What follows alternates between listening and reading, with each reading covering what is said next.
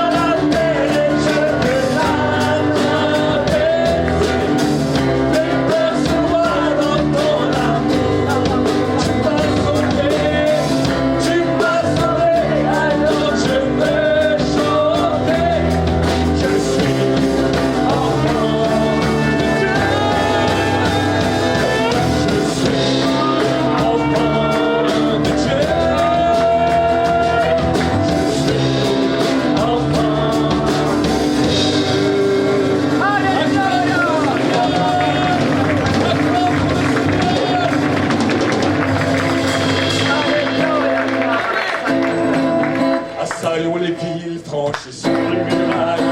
Nous sommes l'armée de Dieu qui combat dans le ciel. Il en a tu débrouilles dans la terre. Et pour esprit méchant, retournez au désert. Nous sommes l'armée du roi. Nous sommes l'armée du roi. Le roi l'armée du roi. Marchez le roi des rois. Nous sommes l'armée du roi. Allez à vous. Nous sommes l'armée du roi. Le roi l'armée du roi. Marchez le roi des rois. Roi des rois. À vous. Roi des rois. Roi des rois. Roi des rois.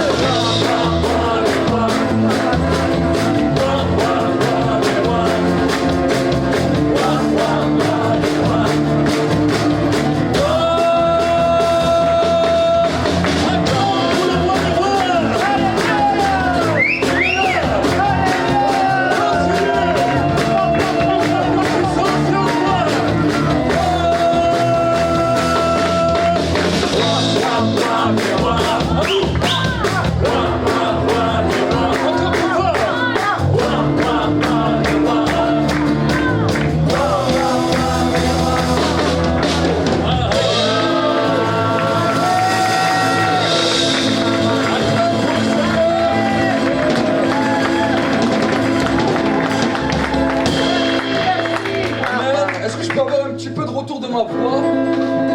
C'est possible? Amen.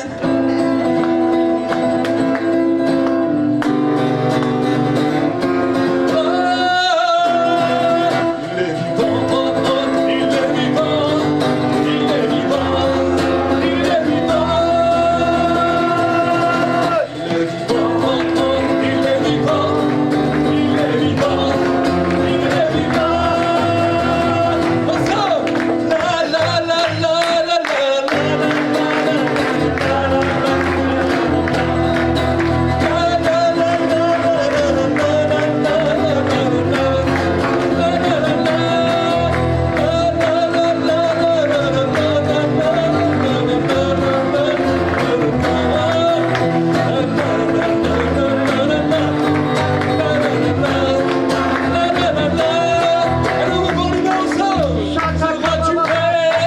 Seras-tu prêt? À vous! Seras-tu prêt? Seras-tu prêt? Seras-tu prêt? Seras-tu prêt? Seras-tu prêt? Seras-tu prêt? Ensemble! La la la la la la la la la la. On entend bien ici! La la la la la. Encore plus fort! La la la la la la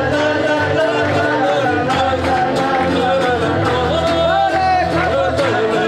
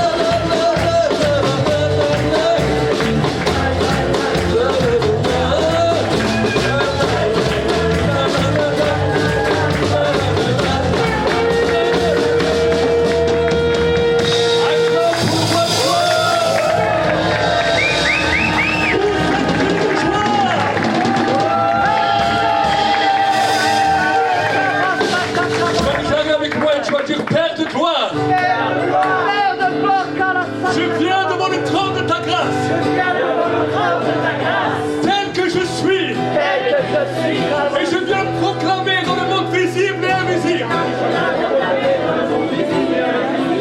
mon appartenance au roi des rois, à celui qui règne au siècle des siècles. Je veux t'honorer et t'exalter.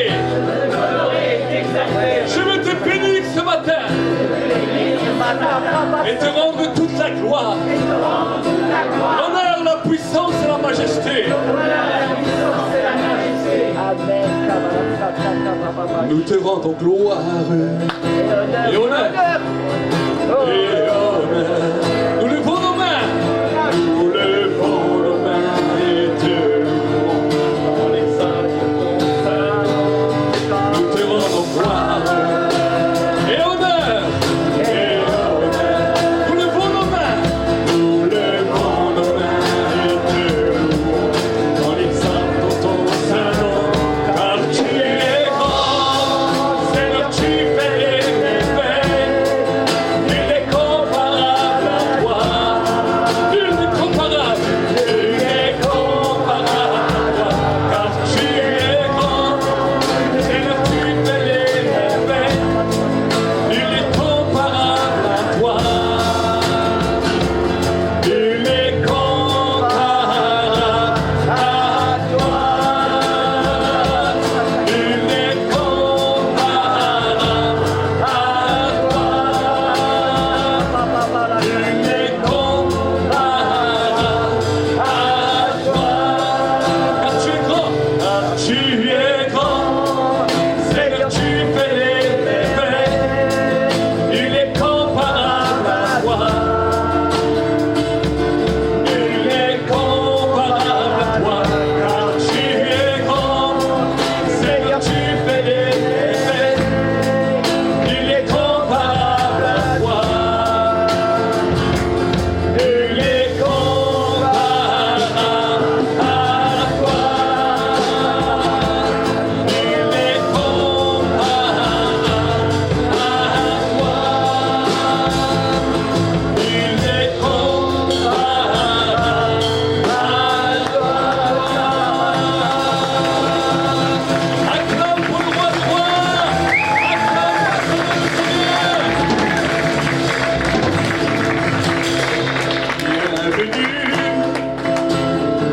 Bienvenue au Saint-Esprit.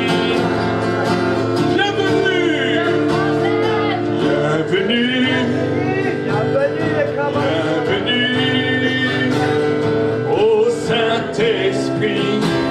Ta gloire resplendit de puissance et de gloire. Ta gloire resplendit de puissance et de gloire. Bienvenue dans ce lieu, dans ce lieu.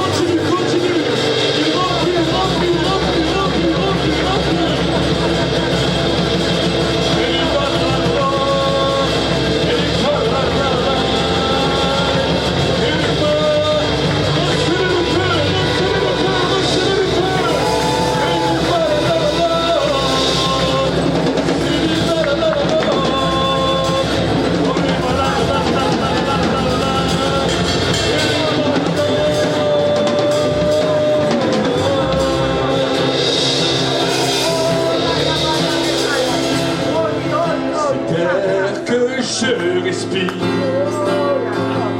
J'ai avec moi cet air que je respire. Cet air que je respire. C'est ta présence. C'est ta présence qui vit en moi.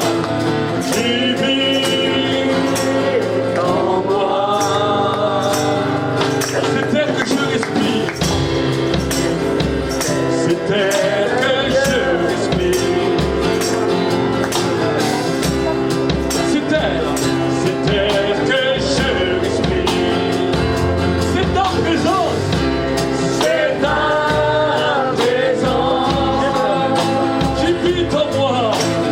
Qui vit en moi. Et moi. Et moi. J'ai tant besoin. J'ai tant besoin de toi. Et moi. Et moi. Je suis perdu sans toi. Je suis perdu sans toi. Et moi. Et moi. J'ai tant besoin. J'ai tant besoin de toi. Papa. Et moi. Et moi. Je suis perdu sans toi. Je suis perdu sans toi. J'ai tant besoin. J'ai tant besoin de toi. Je suis perdu sans toi. Je suis perdu sans toi. J'ai tant besoin. J'ai tant besoin de toi. Allez, dis-le de tout ton cœur. Je suis perdu. Je suis perdu sans toi. Papa. Et moi. Et moi.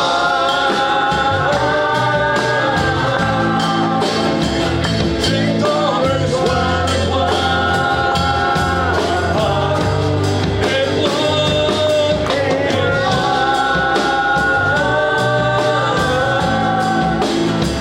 Je suis perdu sans toi. J'ai tant besoin de toi. Comme une prière, je suis perdu sans toi. J'ai tant besoin de toi. Je suis perdu sans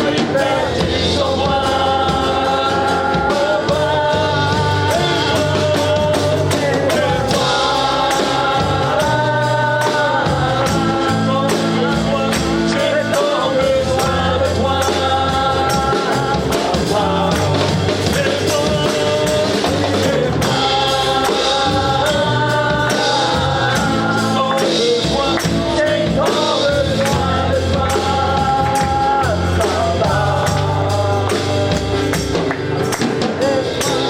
Alors que nous sommes là dans la présence de Dieu, tu vas dire avec moi cette prière et tu vas dire, cher Saint-Esprit, dis-le fortement, cher Saint-Esprit, je viens te demander pardon toutes les fois où je t'ai attristé, toutes les fois où je t'ai éteint dans ma vie. Esprit de Dieu, renouvelle ta présence dans ma vie. Que ton feu descende sur ma vie. J'ai tant besoin de toi. Libère l'amour du Père sur ma vie. Amène-moi dans un autre niveau. J'ai tant besoin de toi. Esprit de Dieu. Esprit de Dieu. On va chanter l'hymne national du ciel. Mets ta main droite sur ton cœur. Lève ta main. L'autre main, élève-la vers le ciel. Et que nous puissions être tous debout. La Bible nous dira dans les livres de l'Apocalypse un chant qui est chanté dans toutes les langues, dans toutes les nations. Alléluia.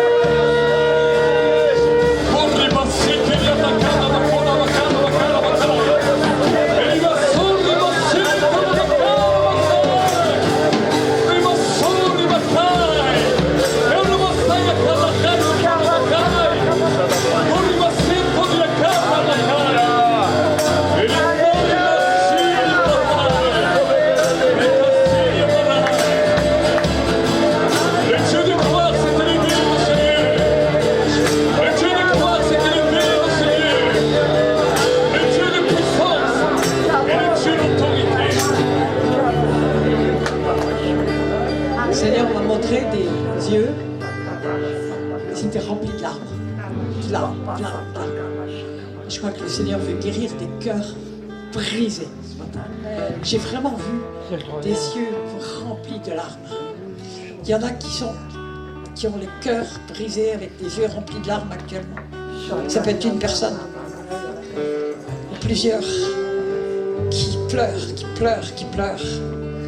Levez la main si c'est votre cœur. Oui, je sais qu'il y en a plusieurs. Vous allez vous apprendre, parce que Dieu veut guérir vos cœurs. Il y a une onction de guérison, mais c'est une guérison des cœurs. Approchez-vous, venez. Venez. Le Seigneur veut guérir tes cœurs.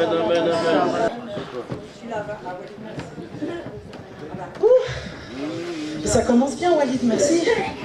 La vache, on atterrit. Alors, moi j'ai une bonne nouvelle parce que lorsqu'on a chanté Alléluia, j'ai vu clairement que plusieurs personnes avaient des vêtements très noirs, très sales, qui tombaient par terre et qui étaient complètement remplacés par des vêtements d'une blancheur incroyable. Et ce que j'ai vraiment reçu, c'est que je vous voyais devant des familles, devant des gens qui vous accablaient, qui faisaient des mouques de malédiction sur vous, et vous étiez super fort en Christ dans votre identité en Christ, et il n'y avait rien, et en fait vous avez cassé ces choses-là dans votre génération, vraiment bravo, et c'est là, les anges sont là, on est au taquet. Merci.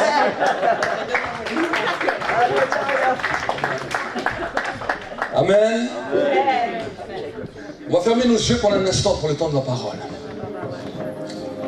Seigneur mon Dieu, mon roi, tu nous amènes dans une chambre secrète aujourd'hui encore. Dans la chambre de la révélation. La chambre où tu commences à manifester ta gloire avec puissance et autorité. Nous te remettons ces instants de parole maintenant.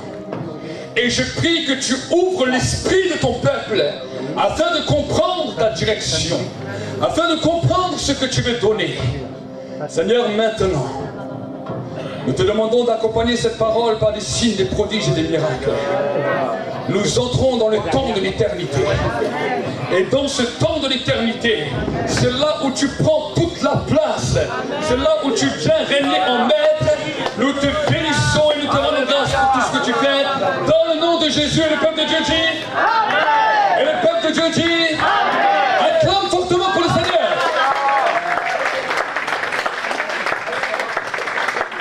Amen. Amen. Nous bénissons Dieu pour sa grâce, nous bénissons Dieu pour sa présence.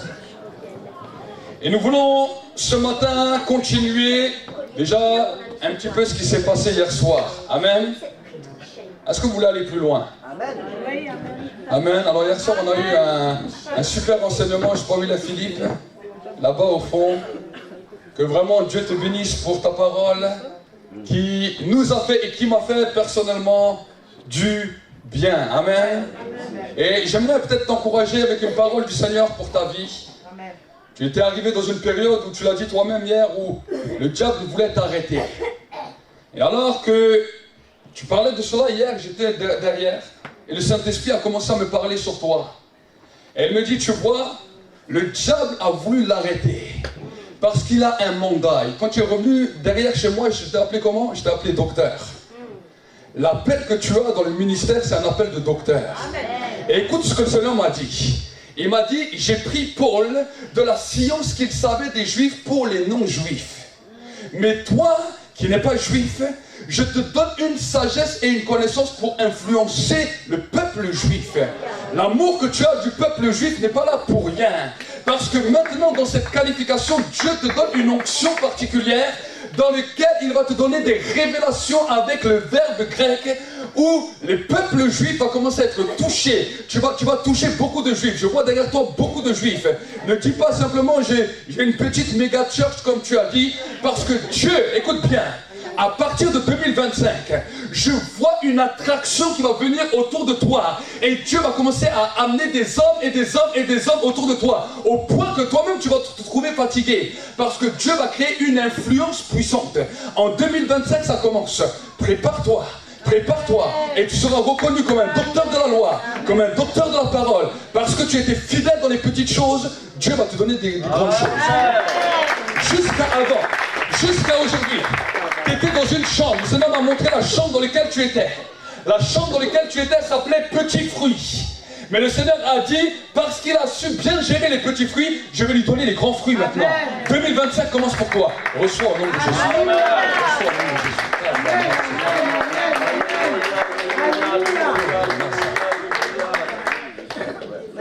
Amen. Alors on va continuer. Je vais parler aujourd'hui du combat spirituel. Amen. Est-ce que vous aimez le combat spirituel? Qui aime le combat spirituel? Alléluia. Amen. Vous savez, voilà. Vous en aurez fait beaucoup. Non, mais on continue. Amen. Je vais parler de cela. Mais je vais parler à un niveau supérieur. Pourquoi? Parce que des fois on connaît le combat spirituel contre les démons qui nous attaquent, contre les démons familiaux, contre des fois les principautés d'une ville, contre la franc-maçonnerie, contre toutes sortes de choses. Mais le Seigneur m'a amené il y a quelques années dans une dimension qui a dépassé ma pensée. Et vous savez, pour que nous puissions comprendre le monde spirituel, nous devons aussi connaître l'histoire. L'histoire et le monde spirituel sont étroitement liés. Parce que la Bible nous dira la chose suivante, qu'il n'y a rien de nouveau sous le soleil.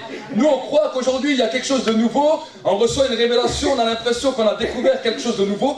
Mais la Bible nous dit qu'il n'y a rien de nouveau. Ce qui se fait se refait encore, et se refait encore, et se refait toujours. Et c'est pour cela que l'ennemi arrive à beaucoup gagner sur la vie des personnes, parce qu'il est malin, et il sait comment l'homme fonctionne. Donc il vient et il fait les mêmes choses, et et finalement ça marche. Pourquoi? Parce que la Bible nous dit, mon peuple périt parce qu'il lui manque quoi? La connaissance. C'est à cause du manque de connaissance que le peuple périt. Et alors que Adam et Ève étaient dans le jardin d'Éden, alors qu'ils étaient en train d'apprendre, vous savez, le jardin d'Éden, c'était pas la finalité. Le jardin d'Éden, c'était simplement l'endroit d'apprentissage. Dis avec moi, l'endroit d'apprentissage. Dans ce jardin d'Éden, ils étaient là pour apprendre et découvrir. Parce que Dieu avait créé le ciel, la terre. La terre était immense, mais le jardin d'Éden n'était pas si immense que ça.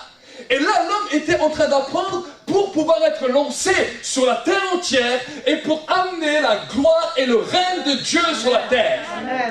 Dieu avait une pensée secrète. Dieu avait un projet secret. Et son projet, c'était que la descendance d'Adam et Ève puisse terrasser Satan. Satan était dans le ciel, on l'appelait Lucifer, le porteur de lumière. Et un jour, la Bible nous dit que l'iniquité s'est trouvée en lui et il a été éjecté du ciel, lui et un tiers des anges qui ont décidé de l'adorer. Mais il a été éjecté où? Il a été éjecté sur la terre. Quand nous lisons dans le livre de la Genèse, la Bible nous dit, la terre, Dieu créa le ciel et la terre. Quand Dieu a créé le ciel et la terre était informe et vide. Mais dans le verset 2, vous allez voir la chute de Satan. Et tout d'un coup, alors que la terre, il n'y a pas de forme, elle est vide, tout d'un coup, les ténèbres sont sur toute la terre, mais l'Esprit de Dieu se mouvait au-dessus des eaux. Amen. Alors Dieu a commencé à créer des choses extraordinaires sur la terre. Et nous voyons que non seulement il a créé des choses extraordinaires, mais qu'ensuite il a créé ce qu'on appelle le jardin d'Éden. Dis avec moi, le jardin d'Éden. Et là, il a créé l'homme et la femme à son image et à sa ressemblance. Et c'était extraordinaire. Chaque jour, Dieu venait visiter l'homme, parler avec l'homme, demander à l'homme, alors qu'est-ce que tu as fait? Comment tu as appelé ce poisson? Celui-là, je l'ai appelé thon, l'autre, je l'ai appelé baleine, l'autre, je l'ai appelé sumo. Et il a donné des noms à tout le monde. Dieu, il rigolait, il dit, ah, super, au moins tu me fais un peu rire. Et tous les jours, l'homme apprenait. Il dit, mais c'est extraordinaire. Tu aurais dû voir quand le petit veau est sorti de la vache, comment c'était. Et le Seigneur dit, ah oui, explique-moi, lui qui connaissait tout. L'homme était en train de découvrir des choses extraordinaires. Il n'avait pas de sueur. Il n'était pas fatigué au travail. C'était extraordinaire. Mais l'homme avait échoué dans un point. Dieu avait dit à l'homme, tu vas connaître ta femme, je te bénis, et il faut que tu sois fécond dans le jardin. Mais la Bible nous dit que l'homme a échoué à ce niveau-là. Parce que Adam n'a pas connu Ève dans le jardin, il l'a connue à la chute. Il a connu Ève à la chute. Il aurait dû connaître Ève dans le jardin, ça aurait donné des enfants parfaits. Caïn n'aurait pas dû devenir le père des meurtriers. Caïn devait être appelé le libérateur, celui qui allait chasser Satan de toute la surface de la terre et qui allait briser le mal sur la terre. Mais à cause de la désobéissance d'Adam, Ève a été séduite. J'imagine Ève. Imaginez, vous êtes mariés et votre mari ne s'occupe pas de vous. Mais je vous mets terre à terre, parce que des fois, vous savez, on pense tellement spirituel qu'on oublie les choses. Vous êtes mariés, votre mari ne s'occupe pas de vous. Au voyage de noces, il va s'occuper de ses affaires. Mais la femme s'ennuie. Elle dit, mon mari qui doit s'occuper de moi ne s'occupe pas de moi. Et là, à ce moment-là, c'est là où le diable est venu. Il a séduit Ève, et en la séduisant, il a séduit Adam. Et quand cette réalité s'est produite, c'était terrible. Parce que le premier homme qui est né sur la terre d'une femme, qu'on appelle Caïn, est devenu le père des meurtriers. Il a tué son frère. Et là, sur la terre, le Seigneur a dit non. Il faut que la terre reconnaisse le premier bébé de l'homme. C'est pour cela que quand Jésus est venu, on l'a appelé le second Adam. C'était le premier bébé parfait. Hormis Jésus, il n'y avait aucun bébé qui était parfait sur la terre. On est tous nés du péché. On est tous nés dans le péché. Mais Jésus est né sans péché. Amen. Et c'est pour cela qu'on l'appelle le deuxième Adam et qu'on l'appelle le Fils de l'homme. On ne l'appelle pas le Fils de l'homme par hasard. On l'appelle le Fils de l'homme parce que la terre entière a reconnu que le premier bébé parfait était né et on l'a reconnu comme Fils de l'homme. Adam et Ève ont été créés parfaits. Mais à cause de leur chute, la terre ne l'a plus reconnu.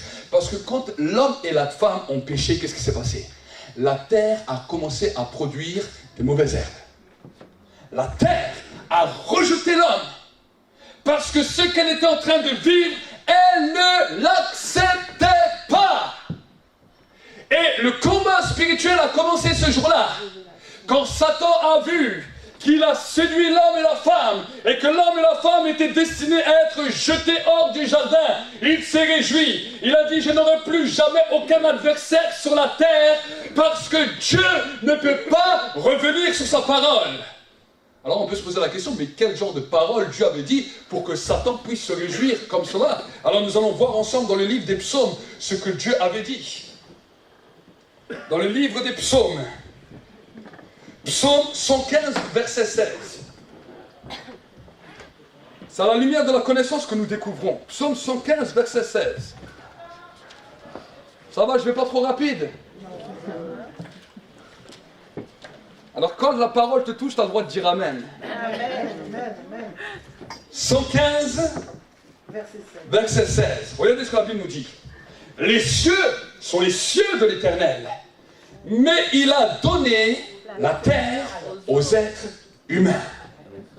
Les cieux sont les cieux de l'Éternel, mais il a donné la terre aux êtres humains. Qu'est-ce que ça veut dire cette parole? Ça veut dire que Dieu a créé le ciel dans un ordre extraordinaire. Il a créé le ciel pour lui et pour ses anges. Et vu que Satan avant, il faisait partie des anges de Dieu, il savait que ce qui lui était destiné au début, c'était le ciel avec tous les autres anges. Mais quand il a vu que Dieu a créé la terre, Dieu a donné un ordre sur la terre. La terre, je vais m'y cacher. On ne me verra pas comme ça. On ne me trouvera pas comme au ciel. On ne pourra pas me voir à vue d'œil comme les anges me voient. Mais je vais être caché sur cette terre et je donne cette terre aux hommes et ma gloire va se manifester à travers la créature que je vais créer à mon image et à ma ressemblance. Amen, amen. C'est ça qu'il a fait quand il a dit « Créons l'homme à notre image et à notre ressemblance. » Il avait décidé que sur la terre, les animaux, que la terre tout entière puisse voir Dieu à travers l'être humain qu'il a créé. Satan l'a compris. Adam ne le comprenait pas. Mais Satan l'avait compris. Alors il a dit, si j'arrive à pervertir cette créature, qui est l'image de Dieu sur terre, et que cette créature devienne mon image, je sais que personne ne pourra me détrôner. C'est ce qu'il a fait au jardin d'Éden. Mais ils ne connaissaient pas la pensée profonde de Dieu. Parce qu'à peine a-t-il réussi que Dieu les a convoqués. Il a appelé Adam dans le jardin. Adam! Adam! Où es-tu? Lui, il a flippé avec sa femme, ils se sont cachés. Mais Satan n'était pas loin. Parce que tout d'un coup, on arrive devant le conseil de Dieu. Adam et Ève sont là. Et là, Satan est à côté. Satan se réjouit. Il sait que Dieu ne peut pas revenir sur sa parole. Il dit, bon, si l'homme a chuté, si l'homme est devenu mon image, si l'homme, son cœur s'est perverti, ça veut dire que maintenant sur terre, elle n'appartient plus à Dieu, elle m'appartient à moi. Et là, il s'est réjoui. Et il parle la langue. Pourquoi tu désobéis? L'homme, c'est pas moi, c'est la femme. Ouais, ça commence bien. Et la femme, elle a dit quoi? C'est pas moi, c'est le serpent. Ça continue bien. On continue à ne jamais prendre de responsabilité. Première erreur de l'homme, ne jamais assumer ses responsabilités. Vous avez vu avant, pendant la louange, après la louange, on a prié pour plusieurs personnes. Et c'est vrai, peut-être vous vivez des moments difficiles et tout, je comprends. Mais bien souvent, on essaie de fuir les responsabilités, surtout quand elles sont difficiles. Et quand elles sont difficiles, l'homme a la capacité fâcheuse de fuir. Même s'il ne la fuit pas physiquement, des fois il la fuit dans son esprit, il la fuit dans son intellect. Et quand nous fuyons nos responsabilités, c'est là où le diable vient et il commence à prendre position. Dès qu'on laisse du terrain, dès qu'on lâche les bras, on dit « Oh, c'est trop dur, oh, c'est trop... » Vous avez reçu l'autorité de Jésus dans votre vie. Vous avez reçu l'autorité du Tout-Puissant dans votre vie. Et par ce manque de connaissance, on n'utilise pas cela, ou on l'utilise à faible dose. Et Satan savait cela. Et là, voici que Dieu parle à l'homme, il dit, tu gagneras le pain à la sueur de ton front. La terre produira des chardons, des mauvaises herbes, et c'est à la sueur de ton front que tu gagneras ton pain. C'est terrible, hein? Le travail, c'est pas facile, hein? Tout travail qu'on fait sur la terre, c'est pas facile, hein? Des fois, c'est épuisant, on rentre le soir, on a juste envie de dormir. Ensuite, l'homme, il dit, bon, j'ai morflé. Ok. Et là, Dieu se tourne vers la femme. Tu accoucheras avec des douleurs. Tu auras des douleurs pendant ta grossesse. Ce sera des fois des moments pénibles. Et les désirs se porteront vers ton mari. Tu n'auras plus des désirs à droite ou à gauche. Ça se portera vers ton mari. Alors jusqu'à là, il dit ok. Et là, il se retourne vers le serpent. Il lui dit, écoute-moi bien. Toi, tu marcheras sur ton ventre. Et tu te nourriras de la poussière. Avant, au ciel, quand je te connaissais, tu te nourrissais de l'orgueil, de la fierté, de ta beauté, de tous les beaux compliments qu'on te donnait au ciel. Mais à partir d'aujourd'hui, tu marcheras sur ton ventre. Et il n'y aura en toi plus aucune fierté. Et il n'y aura plus rien de bon en toi. Et tu te nourriras de la poussière. Il dit à Dieu, ok, je sais ce que c'est l'orgueil, je sais ce que c'est semer des isamies, je sais ce que c'est semer le désordre, mais qu'est-ce que c'est la poussière? Qu'est-ce que c'est? Et tout d'un coup, Dieu se retourne vers l'homme et la femme. Tu es poussière et tu... Ça veut dire quoi? On est devenus des McDonald's pour le diable.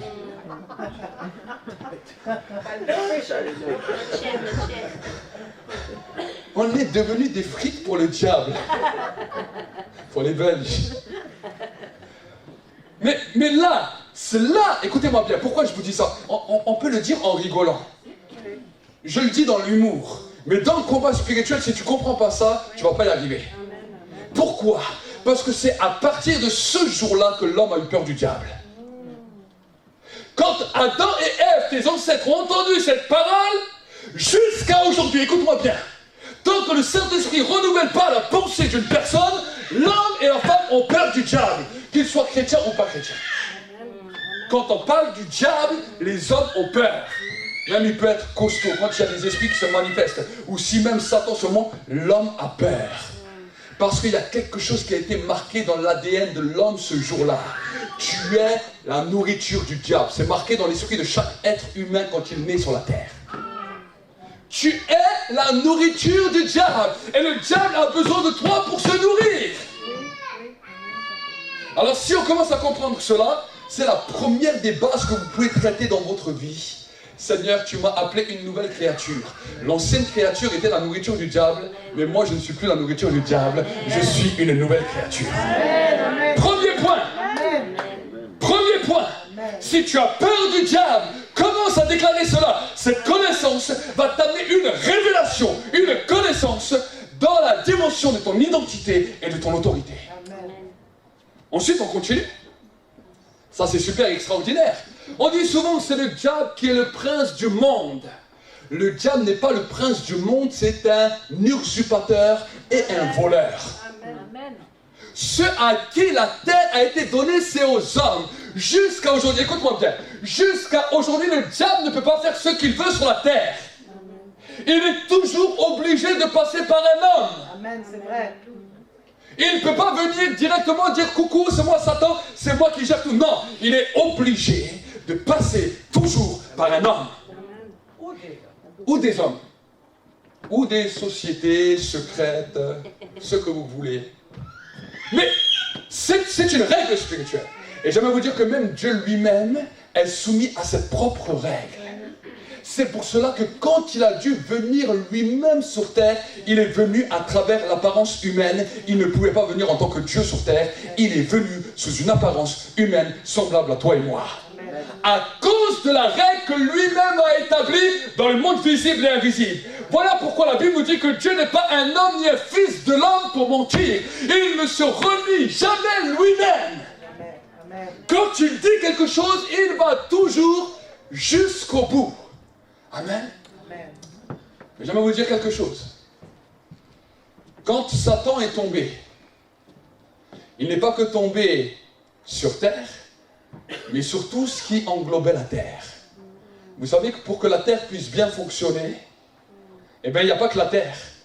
Il y a toutes les planètes, il y a tout l'écosystème qui est là pour réguler la terre. Et j'aimerais vous dire que quand Satan est tombé sur la terre, il y a des démons qui sont tombés sur la terre, mais il y a des démons qui sont tombés sur les planètes, sur la Lune, sur Mars, Jupiter, Pluton, dans la mer, dans les eaux, partout. Et alors un jour que j'étais là en prière, j'ai dit, mais Seigneur, c'est terrible. Il y a des démons partout, il y en a dans les forêts, il y en a dans les montagnes, il y en a dans les airs, il y en a... Ils sont pires que les Arabes.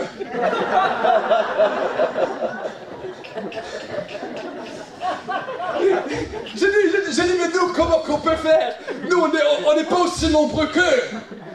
Et tout d'un coup, le Saint-Esprit m'a ouvert les yeux. Il m'a dit, mais il y a un détail que tu ne sais pas. Là où un démon a pris une position, peu importe autant qu'ils sont nombreux, il me dit, tu sais, au ciel, il y avait 1 sur 3 des anges qui allaient avec Satan.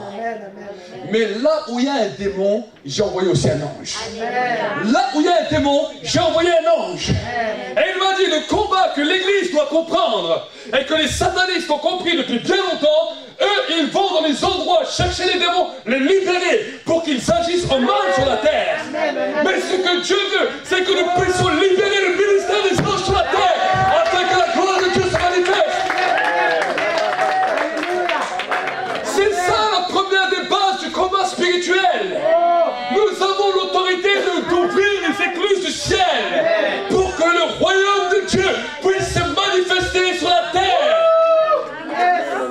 Yes, c'est vrai. Vous savez, aujourd'hui, on peut regarder, quand vous regardez vos livres de télévision avec vos programmes, on vous parle de l'horoscope. Chaque jour, on utilise les astres, l'influence que les démons ont dans les astres pour donner une direction aux hommes et aux femmes et pour permettre aux influences démoniaques d'intervenir sur terre et d'agir sur la terre. Oh là là, alléluia. Il s'agit de cette manière, tout le monde occulte agit comme ça. Quand ils n'arrivent pas à agir avec les esprits des eaux, parce que nous on a beaucoup prié, esprit des eaux, nous te chassons. Alors il va aller sur un astre. Là-bas, ils ne se connaissent pas encore. Il va chercher un esprit d'un astre. Et il va venir. Toi, tu vas dire esprit des eaux. Lui, ils ne se sont pas concernés. Il ne vient pas des eaux. Son influence ne vient pas des eaux. Il vient du ciel, il vient des astres. Et là, on se retrouve devant un combat. On dit, mais pourquoi? Pourquoi je n'arrive pas à être vainqueur? Parce que mon peuple périt. Parce qu'il lui manque la connaissance. Amen. Le Saint-Esprit est en nous pour nous révéler. Est-ce que je peux continuer? Est-ce que ça vous plaît? Je ne sais pas si je peux trop avancer à cause des caméras. Mais en tout cas, on va continuer. On va lire Apocalypse 16, verset 5, ce que la Bible nous dit. Apocalypse 16, verset 5.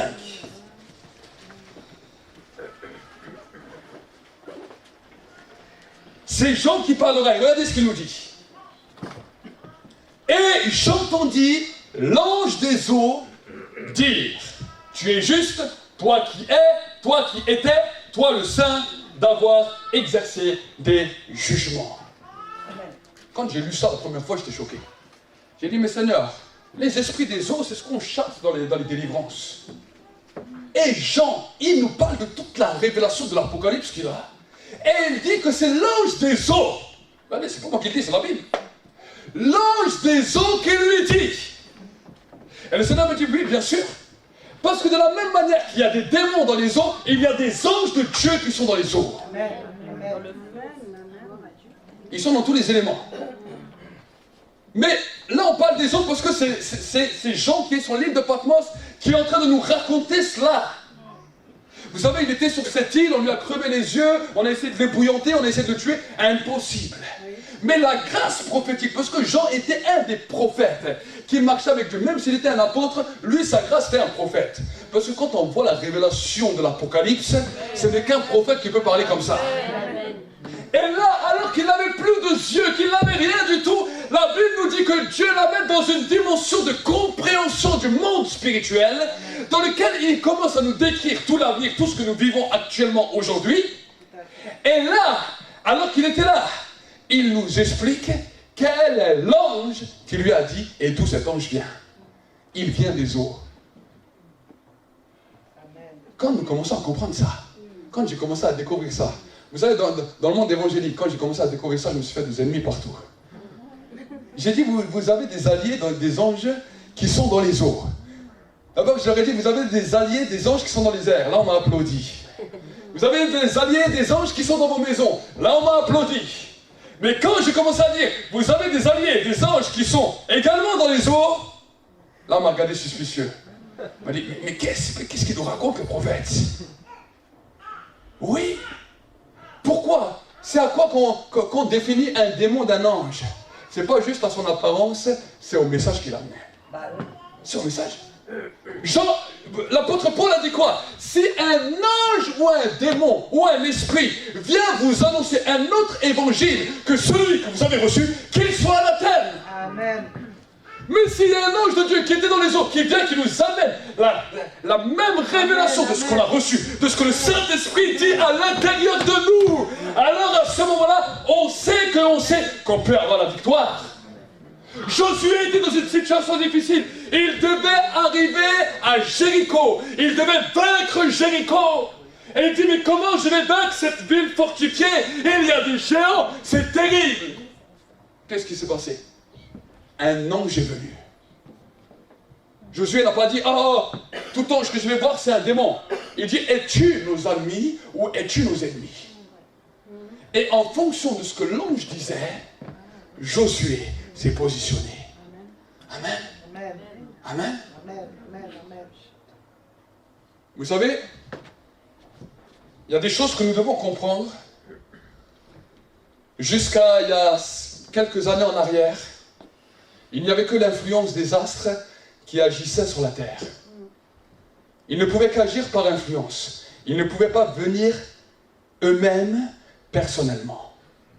Pour que les anges qui sont sur les astres puissent venir sur la terre, il faut qu'un homme ouvre le passage et un point de contact avec eux. Vous connaissez tous et vous savez tous ce qui s'est passé en 1969. Qu'est-ce qui s'est passé en 1969? Le premier homme a marché sur la Lune. Neil Armstrong. envoyé par les États-Unis d'Amérique. Il n'était pas envoyé juste comme ça pour aller faire « Oh, je vais faire une découverte, je vais marcher ». Les sociétés secrètes ont compris depuis bien longtemps qu'il devait y avoir une connexion entre les esprits qui sont dans les planètes et sur la Terre. C'est pour cela que quand vous regardez l'histoire, quand la première Babylone a été posée sous Nemrod, qu'est-ce qu'il a dit? On va faire une tour qui va monter jusqu'au... Comment il pouvait savoir ça? Comment cet homme pouvait savoir ça? Il savait que s'ils arrivaient à arriver sur les planètes, ils pouvaient avoir une puissance tellement terrible que personne ne pourrait résister à leur autorité, ni sur terre, ni dans les cieux. Je ne parle pas de Dieu, je parle des cieux, du premier ciel, avec toute l'atmosphère des planètes. Et quand Dieu a vu ça, il a dit quoi? Il a dit maintenant que l'homme a une seule voix, qu'il est d'un commun accord, confondons leur langage. Dieu n'avait pas encore imposé son royaume sur la terre. Personne n'était là pour faire confrontation. Et lui ne pouvait pas, lui-même ne pouvait pas trahir sa parole pour détruire les hommes. Il ne pouvait pas le faire. Et en plus, quand il y a eu l'histoire avec Noé, il a dit quoi? Plus jamais je ne détruirai les hommes. Par le déluge. Par le déluge. Il avait fait une alliance, donc là-bas il n'avait plus personne. Il a dit personne n'est là pour moi. Et c'est à partir de ce moment-là, quand le langage a été confondu, que vous allez voir plus tard, que Abraham a débarqué. Abraham, ce n'était pas un saint. La Bible nous dit qu'Abraham faisait quoi? Il adorait la lune. L'adoration de la lune, c'était depuis la Mésopotamie. Et dans cela, les musulmans, quand ils disent Abraham était musulman, il n'a pas tort parce que le Dieu de l'islam, c'est le Dieu de la lune. Avant que Abraham ait la connaissance de qui était réellement Dieu, il était un adorateur de la lune. Donc, dans le Coran, on dit une vérité à moitié. On nous dit non, Abraham était musulman. Il était adorateur de la lune avant la révélation. Mais quand la révélation de Dieu s'est manifestée à lui, il s'est détaché de cette idole. Et il est allé dans la direction que Dieu lui a donnée. Depuis le temps ancien, les anciennes déjà civilisations, qu'on parle de la civilisation égyptienne, qu'on parle de toutes les civilisations, on mettait en valeur la lune, le soleil. En Égypte, on adorait quoi? Le dieu Ra, le dieu soleil. C'était pas une tête de rat. C'était un soleil, ils adoraient le soleil. Ils adoraient le soleil. Et quand on regarde dans l'histoire, ensuite du peuple élu, du peuple juif, nous avons pu voir que toutes ces civilisations, avec leur adoration et leur influence, ont mis un trouble terrible au milieu du peuple de Dieu. La première nation qui a servi Israël, c'était l'Égypte, avec leurs 10 dieux.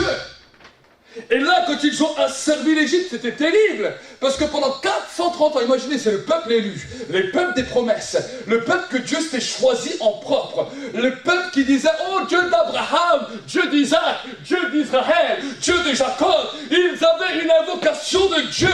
Mais pourtant, pendant 430 ans, ils étaient en esclavage. Terrible. Et quand on regarde la Bible, on voit qu'ils ont crié, que Dieu est descendu, qu'il a entendu, mais pourtant ils étaient toujours esclaves. On dit, mais pourquoi? Comment se fait-il que Dieu a pu entendre, mais que le peuple est toujours esclave? C'est là, à ce moment-là, que Dieu a envoyé Moïse en Égypte.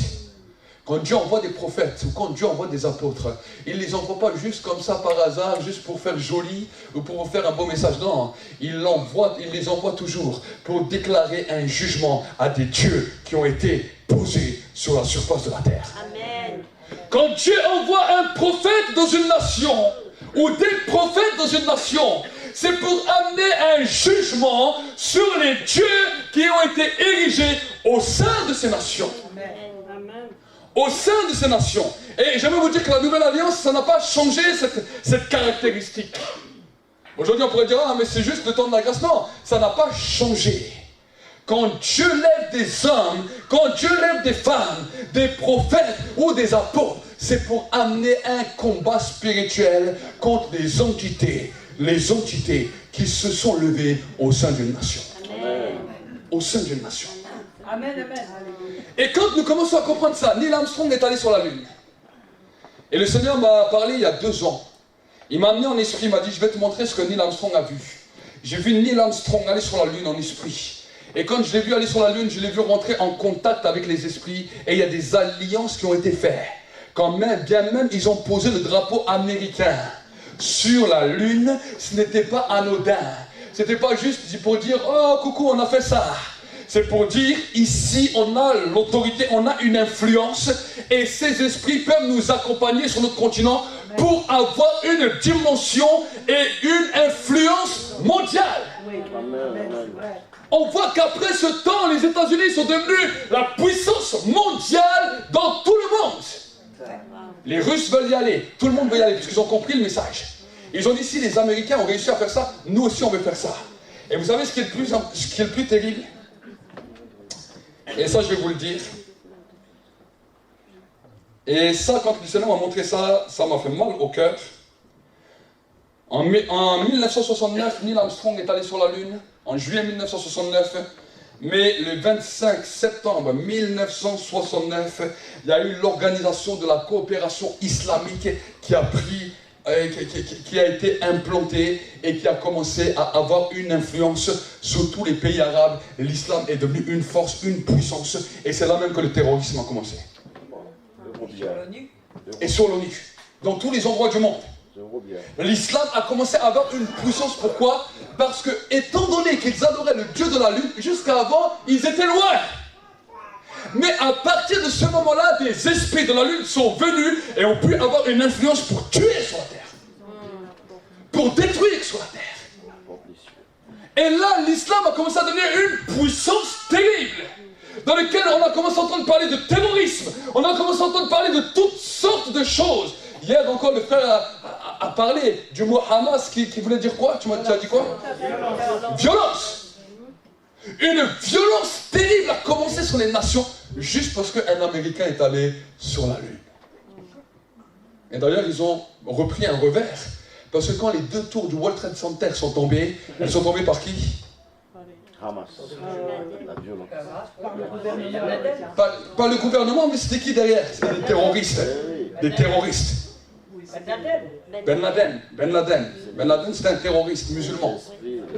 Comment ça se fait que ça s'est retourné comme ça contre eux? Aux yeux du monde, il y avait un message prophétique qui était derrière. Ce que vous avez fait en envoyant Neil Armstrong sur la Lune, voici ce qui se passe maintenant. Vous avez un revers de médaille aux yeux de toutes les nations. Mais quand tu vois ça, tu es créé. Vous savez, quand Dieu a commencé à me montrer ça, j'ai dit, mais Seigneur, qu'est-ce que c'est? Moi, j'avais ma pensée évangélique, pentecôtiste, charismatique, dramatique ou tout ce que tu veux. Et là, le Seigneur était en train de m'ouvrir l'esprit dans une dimension qui dépassait ma pensée. Ceux qui m'ont suivi, j'ai expliqué pourquoi le Covid est venu, comment les alliances sont même infiltrées les églises et comment les francs-maçons ont même pu s'intégrer dans les églises à un point que les alliances profanes ont fait que les gouvernements ont reçu une puissance pour libérer des esprits. Mais c'est terrible. Quand vous êtes face à cette réalité, mes frères et mes sœurs, oh, c'est plus juste le simple fait de dire « Oh, je chasse ce petit démon, il m'a secoué, non, c'est l'heure de se réveiller, parce que c'est le cri de guerre. La Bible nous dit que Dieu veut lever les héros, Dieu veut lever une armée, Dieu nous appelle à la guerre et à la conquête. Il nous appelle à conquérir les nations, mais pas de n'importe quelle manière. Amen. Alors que j'étais là, j'ai dit, Seigneur, ok, il y a des choses que l'Église a loupées. Parce que quand Neil Armstrong est allé sur la Lune, l'Église est restée juste au combat terre à terre. Juste avec les esprits des eaux, juste avec quelques esprits de forêt ou de montagne. Mais ils n'ont pas vu cet esprit venir. Et c'est pour ça que l'islam est devenu, a commencé à ravager, même dans les pays où la gloire de Dieu commence. Mais c'est terrible ce qui se passe. Quand vous allez dans les pays musulmans, quand vous allez voir les chrétiens qui se convertissent, c'est au péril de leur vie. C'est au péril de leur vie. Et j'ai dit, Seigneur, on a loupé la première étape. Il m'a dit, j'ai dit, mais qu'est-ce que c'est la prochaine étape? Qu'est-ce qui va se passer? Il me dit, je vais t'expliquer ce qui va se passer. Parce que si là, l'Église ne saisit pas cela, l'Église risque de prendre un revers dans la tronche et d'être à plat. J'ai dit, c'est quoi? Il me dit, tu vois, regarde aujourd'hui ce qui se passe à travers le monde. Pourquoi on entend parler des grandes turbulences, la Russie, la Chine, les États-Unis, on entend parler de choses terribles. Le Seigneur me dit, leur but à tous les pays, c'est de savoir lequel des premiers pays va aller sur Mars. Pourquoi Mars? Mars, il y a les plus grands esprits guerriers sur cette planète. Et la nation qui arrivera à aller, le Seigneur m'a dit la chose suivante, de la nation qui arrivera à aller, de là le royaume de l'Antichrist s'installera, parce que sur la terre, ils pourront prendre toute la surface de la terre, et de là l'Antichrist sortira. J'ai dit, Seigneur, quand tu m'as montré ça, j'ai dit, mais nous, qu'est-ce qu'on peut faire dans cette situation? La solution. J'ai dit, qu'est-ce que nous pouvons faire dans cette situation? Et si même vous regardez, chaque mois de mars, au mois de mars, quand tu avais le Covid, le président, c'est la guerre, nous sommes en guerre. Et ensuite, avec l'Ukraine, c'est la guerre. Regardez, mois de mars. C'est pas pour rien, c'est pas par hasard. J'ai dit, Seigneur, qu'est-ce qu'on peut faire? Et là, il a commencé à m'expliquer, il m'a dit, écoute, il y a quelque chose que mes enfants n'ont pas compris. Par l'acceptation du sacrifice de Jésus à la croix de Golgotha, vous êtes devenus une nouvelle créature. Voici, toutes les choses anciennes sont passées. Maintenant, toutes choses sont devenues nouvelles. Il a dit, à cause de cette capacité spirituelle que vous avez reçue de mon Fils. Amen. Tout enfant de Dieu a la capacité de se déplacer dans le monde spirituel, aussi bien sur Mars que sur la terre, aussi vite que nous pouvons. Amen. À travers la prière. Vérité. À travers la prière. Et avec le Saint-Esprit. C'est pas juste nous, c'est à cause du Saint-Esprit que nous avons en nous. Écoutez-moi bien. À cause du Saint-Esprit. Et là, le Seigneur m'a ouvert l'esprit. Il m'a dit, vous avez vous la capacité d'aller. Il m'a dit, imagine toute une église comprend ça. Imagine toute une église commence à prier. Et il faut une invasion sur Mars dans la prière. Et il libère tous les anges de Dieu. Parce qu'il y a aussi des anges de Dieu guerriers là-bas. Autant qu'il y a des démons, il y a les anges de Dieu guerriers qui sont là. Amen. Et il a dit, et ils redescendent dans leur temps de prière. Et ils redescendent avec toute l'influence du ciel sur la terre pour manifester le royaume de Dieu. Amen. Alléluia. Ce sont des choses que j'avais commencé à faire. J'avais d'abord une salle quand je suis arrivé à Toulon. On avait pratiquement 30 personnes qui venaient tous les matins de 4h à 8h avec moi prier. On avait plus d'une centaine de personnes qui nous suivaient chaque jour. On les dirigeait dans la prière, on les conduisait dans la prière, on conduisait l'armée dans la prière. Mais vous savez, ça n'a pas plu à l'ennemi. Parce que quand on sortait de ces réunions, on ne savait même plus si on était dans le ciel ou sur la terre. Je marchais, ma tête, elle tournait comme ça, je disais, chou! On voyait des choses extraordinaires jusqu'à qu'après, l'ennemi a voulu frapper pour arrêter cela. Là, on continue 1 heure par jour, mais dès qu'on a une salle, par la grâce de Dieu, on va recommencer. Amen. Mais là, pourquoi je vous dis cela à vous? Parce qu'ensemble, nous avons une capacité de détruire le monde des ténèbres. Les forces occultes, écoutez-moi bien, les forces occultes font des sociétés secrètes, des rassemblements secrets. Déjà, ils attendent que tout le monde est bien ancré et qu'il ne va pas faire demi-tour. De toute façon, s'il fait demi-tour, on va le tuer. Mais quand ils sont vraiment là, ils les assoient. Et il dit maintenant, vous allez faire telle prière, telle déclaration, vous allez faire ceci, vous allez faire cela, pour que maintenant tu deviens porteur de malédiction sur la terre. C'est ce qui se passe dans les sociétés secrètes. Oui, c'est ça. C'est ce qui se passe. Oui. Et nous, dans l'église, on est appelés à être une nation qui bénit, une nation qui change, une nation qui... Mais nous, on veut juste nos bénédictions. On a juste compris notre nombrilisme, on a juste compris nos bénédictions, et on s'en fout de ce qui se passe autour. C'est ça, c'est vrai. C'est ça le problème de l'église. C'est vrai, mais c'est fini. Amen. Je crois qu'il y en a une qui a compris. C'est fini pour combien? Amen. commençons à comprendre. Alors bien sûr, quand nous pratiquons ce genre de combat, on ne le fait pas comme ça à la légère. Quand nous lisons la parole de Dieu, quand Jésus nous parlera de notre Père, il y a toute une stratégie pour rentrer, dans lesquelles on invoque le sang, dans lesquelles il y a des armes spirituelles dans lesquelles nous prenons. Et là maintenant on commence à monter. Le premier ciel qui est au-dessus de nos têtes, bam, il explose, il s'ouvre. Et là on entre dans le deuxième ciel. Et là on fait une invasion contre les puissances, les dominations, les pouvoirs, les autorités et les esprits méchants.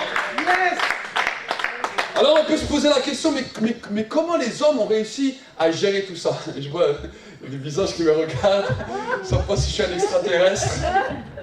Mais je vais parler avec vous clairement, regardez. On a combien de jours dans la semaine? 7 jours. Est-ce que vous en êtes convaincus? Oui. Alors ok. Alors on va voir ensemble qu'est-ce que c'est ces 7 jours. Comment l'État romain a amené une influence à travers les astres. Premier jour, lundi, l'influence de la lune. Deuxième jour, mardi, Mars, l'influence de Mars. Troisième jour, mercredi, Mercure. Quatrième jour, Jupiter. Cinquième jour, Vénus. Sixième jour, Saturne. Et le septième jour, le Soleil. Chacun de ces jours, c'est sur ça qu'ils se basent l'horoscope. C'est pour ça qu'ils peuvent dire tous les jours une parole de l'horoscope. Parce qu'ils savent comment se positionner et d'où l'influence va venir. C'est comme ça qu'ils arrivent à être forts. Ils ne sont pas plus forts que toi. Et ils ne sont pas plus forts que l'Esprit de Dieu qui habite en toi. Mais ils ont compris le positionnement dans le monde spirituel. Ça a une influence. C'est une influence qui vient. Mais alors, ils n'ont pas besoin d'aller sur toutes les planètes pour essayer d'envahir le monde. Ils ont compris les planètes les plus fortes, les planètes les plus puissantes. Mars est la plus grosse planète du système solaire. Et leur désir, c'est même d'aller vivre là-bas. Ils sont fous, les hommes. Et ils sont fous. Allez vivre là-bas. Pourquoi ils veulent vivre là-bas? Parce que les influences de ces esprits là-bas, les esprits guerriers qui ont une grande influence terrible, leur dit, si vous venez ici, vous serez mieux que sur terre. Si vous venez ici, vous serez mieux sur terre. Demandez à beaucoup de païens, quand vous allez parler dehors avec eux, ah mais moi si Mars on peut y aller, j'y vais. Je suis des fois étonné, effaré quand j'entends ça. J'ai dit, mais tu ne connais même pas la terre entière et tu me parles d'aller sur Mars. Là-bas c'est toi le martien. Mais oui, c'est une réalité. Mais nous sommes, regardez, on est conditionnés. On nous a fait des films sur les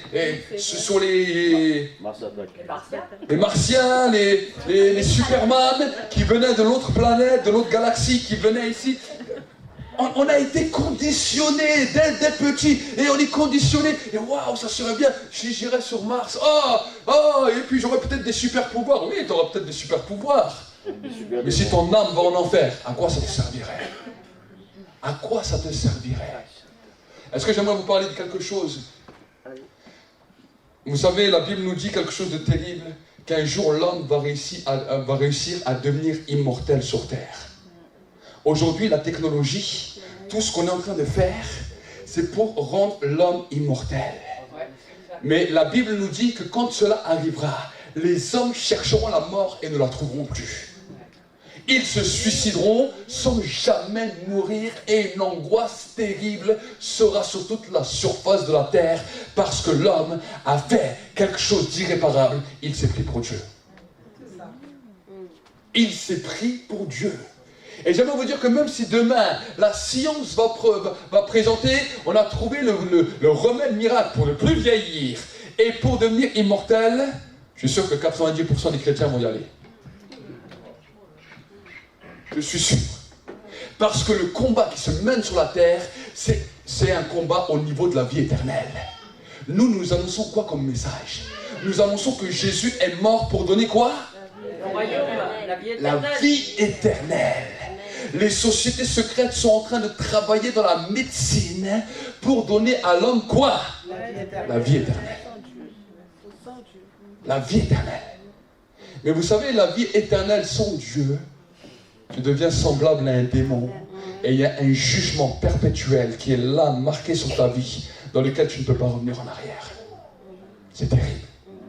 Il n'y a qu'une seule vie éternelle qui nous donne la vraie vie, qui nous donne la vraie paix, qui nous donne la vraie joie. C'est la vie que Jésus nous donne. La vie que Jésus nous donne. Et vous allez voir que semaine après semaine, cette influence continue à grandir. Cette influence continue à grandir. C'est peut-être j'ai le temps, peut-être j'ai encore le temps dans une des autres réunions. Je vous parlerai des 12 portes du séjour des morts. Que ce que Jésus a dit à Pierre, qui est lié.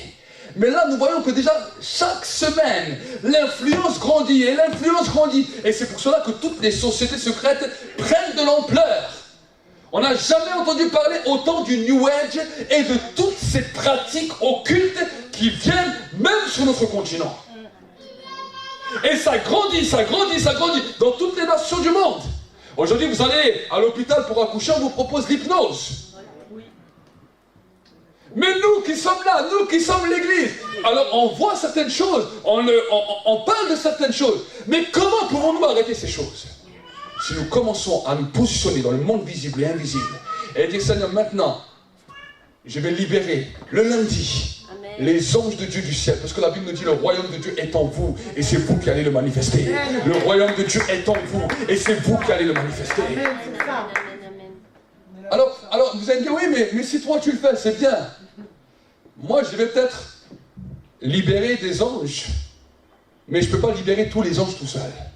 Chacun d'entre vous, peut-être toi tu vas libérer 2, toi peut-être 4, peut-être toi peut-être 5, toi peut-être 10. Mais si on est en sous-effectif, on n'arrivera pas. C'est ça le problème qui se passe aujourd'hui. C'est qu'il y en a certains qui ont compris les révélations, alors certains qui l'ont compris, des fois ils les gardent pour eux. Ah non, moi je suis spirituel. Je garde mes révélations pour moi. Je ne vais pas le dire à tout le monde, c'est des bébés spirituels, ils ne comprendront pas. Ouais. Mais en faisant des choses comme ça, tu empêches que le royaume de Dieu puisse se manifester totalement. Tu empêches que le royaume de Dieu puisse se manifester totalement. Vous savez, quand le commandant Cousteau est allé faire des recherches dans les eaux, c'est là où il a rencontré, je crois, la sirène du Gabon. Il a rencontré, c'est Bishop Claudio qui m'avait raconté qu'il a rencontré la sirène du Gabon qui lui a même dit le jour de sa mort. Est-ce qu'il paraît, il cherchait partout pour l'aider. Il allait au Vatican, partout pour qu'on puisse l'aider. Personne n'a jamais pu aider cet homme. Lui, il allait faire des recherches normales. Il s'est trouvé au monde spirituel. Et vu que l'église n'était pas prête, on n'a pas pu aider cet homme. Aujourd'hui, il y a des hommes, des femmes qui sont en train de rechercher comment aller sur Mars, comment faire ceci, comment faire cela. Le Seigneur m'a dit la chose suivante. J'ai mis un arrêt pour ne pas qu'ils y arrivent. Écoute-moi bien. J'ai mis un arrêt pour ne pas qu'ils y arrivent. Et ensuite, il s'est tourné vers moi et m'a dit, je t'envoie en tant que mon serviteur, en tant que prophète, pour parler à mon église. Amen. Je dis, Seigneur, je posais ma main sur la tête. Et j'ai dit, tu m'envoies toujours pour être une risée. Et je vous garantis, la première fois que j'ai prêché ce message, j'étais à Strasbourg. J'étais un peu plus nombreux qu'ici. Et j'étais tout content, j'étais tout fier. En plus, on parlait de prophétique, on parlait de ça. Et moi, je vous garantis, quand j'ai fait ce message, on est venu me voir à la fin. Une femme de serviteur m'a dit, je remercie Dieu que Dieu a donné cette révélation à toi et pas à mon mari. Et les autres m'ont traité de farfelu, que j'invente des histoires. Et je me suis dit, mais Seigneur, le peuple n'est même pas prêt à entendre ce que toi, tu veux dire. Et j'ai dit, Seigneur, je vais le dire. S'il y a des hommes qui se lèvent, il y a des hommes qui se lèvent. Moi, je fais mon ministère en tant que prophète, et toi, tu fais le reste. On sait que c'est vrai. Amen. Amen. Est-ce que ça parle à quelqu'un ce message? Oui, amen, amen. Est-ce que, écoutez-moi bien, quand vous regardez l'église primitive, quand Jésus est ressuscité, il a pris ses disciples, pendant 40 jours, il les a enseignés. Personne ne sait quoi il lui a parlé. Il n'y a aucun texte de la Bible qui nous dit Jésus les a enseignés de ça pendant les 40 jours. Mais une chose est claire, c'est que 10 jours après son départ, ils ont influencé le monde. Quand Jésus a pris les 12 apôtres, c'est parce qu'il y avait 12 dieux à Rome. Rome était devenue terrible, ni les sacrificateurs, ni les prophètes. Personne ne pouvait déloger Rome. Rome avait tué le prophète Jean-Baptiste. Les sacrificateurs étaient sous la domination de Rome. Oui, tout à fait.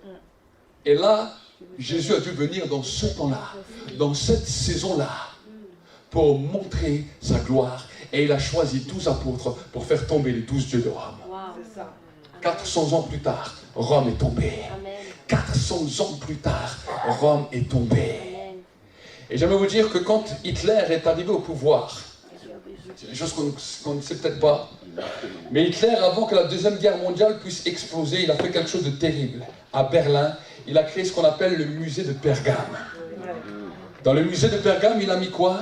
Il a reconstruit le trône de Satan qui était mentionné dans le livre de l'Apocalypse. Et il a fait venir la porte de Babylone dans ce musée. C'est un musée qu'on peut encore visiter aujourd'hui. Quand ces choses-là ont été établies à Berlin, la Deuxième Guerre mondiale a explosé. C'était juste quelque chose qui allait annoncer ce qui allait arriver après. Il était un précurseur pour que l'Europe soit construite. Parce qu'après la Deuxième Guerre mondiale, monsieur qu'on appelait l'homme fort, je l'appelle l'homme fort, Valéry Giscard d'Estaing, en France, a travaillé à travers tous les pays de l'Europe pour instaurer l'Europe et la monnaie qu'on a aujourd'hui, l'euro. Et en 2012, le Seigneur m'a demandé de préparer une équipe prophétique. Nous sommes allés au Parlement européen à Strasbourg, parce que j'habitais à Strasbourg. Et nous sommes rentrés dans ce Parlement européen, on est venu avec lui, le sel, on prophétisait, les francs-maçons, ils nous suivaient partout. Et à un moment donné, je dis à mon équipe, écoutez, vous allez un petit peu essayer de les disperser à droite et gauche, et laissez-moi rentrer dans l'endroit là où ils votent les lois, comme ça je peux être seul là. Et mon équipe a fait ça, alors ils sont un petit peu dispersés à droite, à gauche, je suis rentré. Et le Seigneur me dit, voici maintenant, je vais t'expliquer pourquoi ils ont créé l'Europe. Ils ont créé une unité des nations, pour que dans l'église, il y ait la division et que l'église ne tienne pas comme il faut. J'ai dit, ok. Il m'a dit, j'ai dit, mais qu'est-ce que tu veux que je fasse avec cette parole? Il m'a dit, maintenant que tu es là, brise cette autorité et prophétise. On était en 2012. J'ai dit, Seigneur, je dois prophétiser quoi? Il m'a dit, prophétise que les nations de l'Europe vont se briser et qu'ils vont de nouveau se recentrer sur la nation et que même leur monnaie va changer. On ne parlait pas encore du Brexit. 2012. Moi j'ai dit ça à tous mes responsables, j'étais heureux, je dis ah, le Seigneur m'a donné une parole. Ils m'ont regardé avec des grands yeux. L'Europe était bien en 2012. Elle fonctionnait super. J'ai dit vous allez voir, les pays vont se briser. Ils m'ont pris pour un fou. 2013 on n'a rien vu. 2014 on n'a rien vu. Mais tout d'un coup on a entendu parler du Brexit. Et là, quand le Brexit a sonné, j'ai dit waouh, merci Seigneur, tu me l'avais dit. Et pourtant, ah ben, c'est break micro. Il y en a quand j'ai dit Seigneur, mais le Brexit ne se fait pas. Et le Seigneur me dit écoute bien, tant que M. Valéry Giscard d'Estaing est encore en vie, l'Angleterre ne pourra pas sortir de l'Europe. Dès qu'il mourra, parce qu'il est un homme fort, dès qu'il mourra, l'Angleterre va retourner à sa monnaie. Et là, dans toutes les nations, il y aura un tel chamboulement qu'il y a un soulèvement qui va se passer dans tous les pays et tu vas le voir. Quand M. Valéry Giscard d'Estaing est mort, l'Angleterre a eu son Brexit. Et écoutez maintenant, quand vous recommencez à regarder l'Italie, l'Espagne, la Grèce, partout on est en train de parler de cela. On a tellement critiqué les Anglais que maintenant tout d'un coup on voit qu'ils vivent mieux que nous. Pourquoi je vous dis cela? La Suisse vit beaucoup mieux. La Suisse vit beaucoup mieux parce qu'ils sont neutres.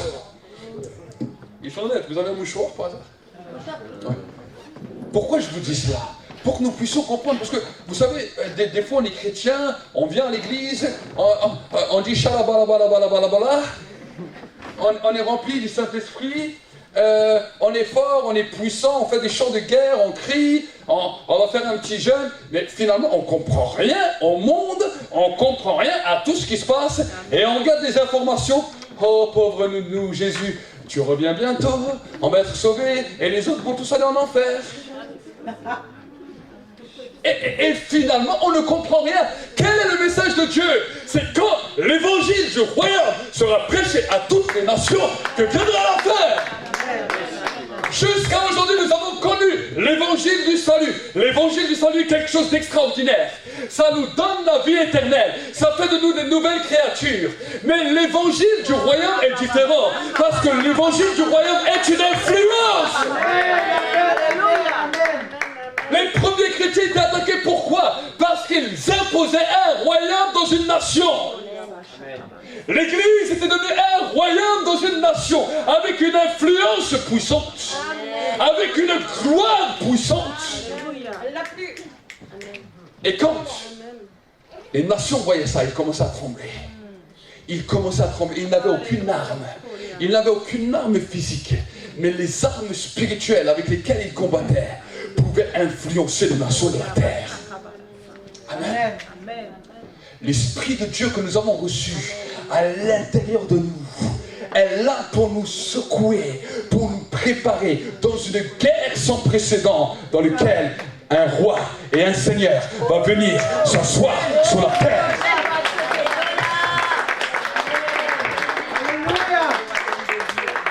Et alors que nous sommes là, dans cette dimension, le Saint-Esprit fait un appel aujourd'hui. Il va faire un appel aujourd'hui. Si on peut fermer nos yeux pendant un instant. Il fait un appel. Et cet appel, ce n'est pas juste un appel à prendre à la légère. C'est un appel pour lever une armée. Amen, amen. Vous savez, l'Église est bien sûr un hôpital, mais il ne doit pas rester un hôpital toute ta vie. Amen, amen. Si l'Église est un hôpital pour un moment, c'est pour qu'à un moment donné aussi, l'armée de Dieu se lève. Et aujourd'hui, nous sommes dans un temps, nous l'avons entendu hier soir, un temps de l'urgence, et je pense que ce soir, nous allons encore entendre une couche par rapport à l'urgence, par rapport au fait de nous lever. Mais on ne peut pas juste dire je me lève et sortir de cette réunion et oublier tout ce qu'on a vécu jusqu'à la prochaine réunion. Jusqu'à la prochaine réunion. Alors aujourd'hui, j'aimerais lancer un appel. Vous savez, dans l'appel que je vais lancer, il y a une délégation spéciale d'anges du ciel qui va être envoyée dans ce lieu pour vous accompagner dans tout ce que vous avez à faire. Ne craignez pas pour votre vie, vous allez être protégés. Mais maintenant, je lance cet appel aux hommes et aux femmes qui décident de se lever pour le royaume de Dieu. Aux hommes et aux femmes, si tu es là, lève-toi à ta place. Lève-toi à ta place. Lève-toi à ta place. Et si tu veux venir, alors viens dedans, je vais prier avec toi. Une onction de puissance va commencer à descendre. Une onction de gloire va commencer à descendre. Une onction de gloire va commencer à descendre. C'est peut-être les équipes de sécurité peuvent venir. Les équipes de sécurité, quand tu viens devant, commence à prier. Commence à prier. Commence à prier. Il y a quelque chose de glorieux qui va descendre maintenant. Il y a quelque chose de glorieux. L'onction commence. L'onction commence. Là, les équipes de sécurité qui peuvent être juste derrière. Mettez juste derrière. Vous ne touchez pas, vous mettez juste derrière. Parce que l'onction de Dieu va descendre. Derrière, l'onction.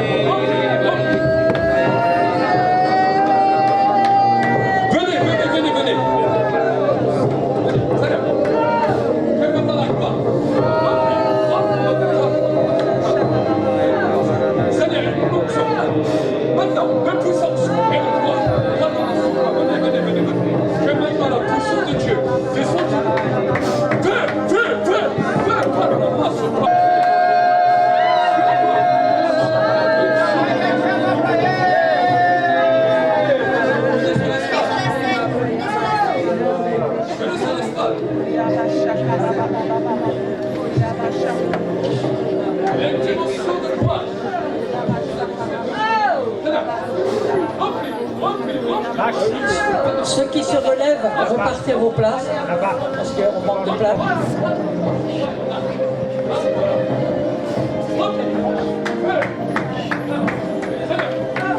Ouais,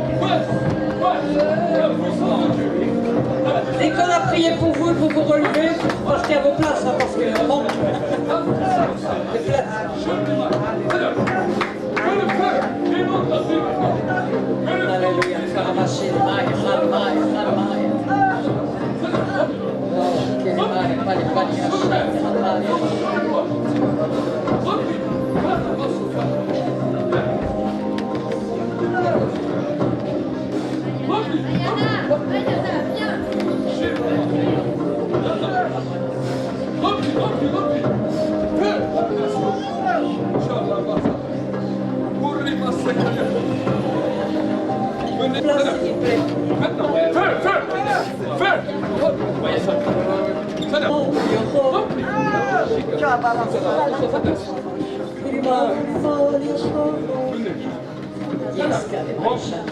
Maintenant, feu. Ma soeur. Remplis. Dans le nom de Jésus. Remplis, remplis, remplis, remplis, remplis, remplis, remplis.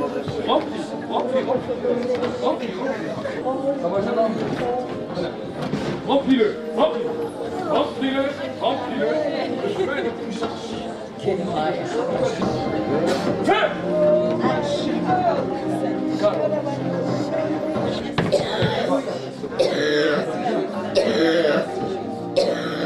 Dieu t'emmène. Oh my God. Merci pour la parole de feu qui est dans ta vie. Merci pour la parole de droit qui est dans ta vie. Merci pour ce que tu as dans tes mains. Je vois des épées puissantes. Je vois une autorité puissante. Maintenant, feu!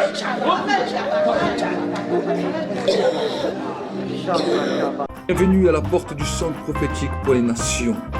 L'objectif que le Seigneur nous a donné, c'est que tu puisses chercher ardemment la présence du Saint-Esprit là où tu es, que le feu de Dieu puisse se répandre abondamment sur ta vie et que la grâce de Dieu puisse se manifester. Les multitudes ne rassasieront jamais ton âme, mais la présence de Dieu fera de toi l'homme ou la femme le plus heureux de la terre. Alors cherche avec nous sa présence, cherche avec nous ardemment le Saint-Esprit, et alors tu verras combien le feu de Dieu descendra sur toi.